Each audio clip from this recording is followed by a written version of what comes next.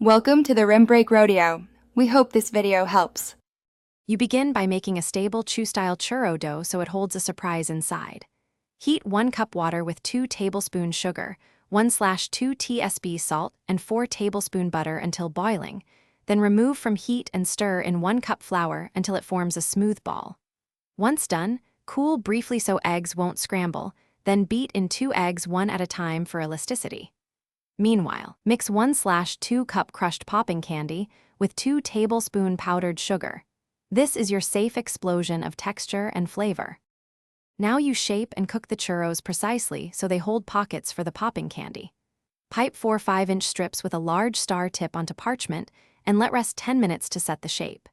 Heat oil to 175 degrees 180 degrees C and fry until evenly golden, about 2-3 minutes per side.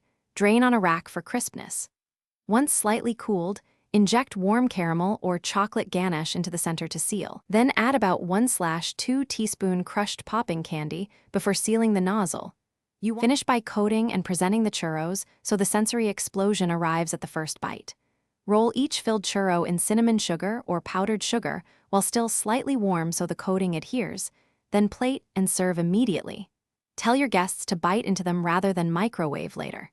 If the popping candy becomes soft from humidity or moisture, transfer it to an airtight bag and refresh by breaking into dry pieces just before use.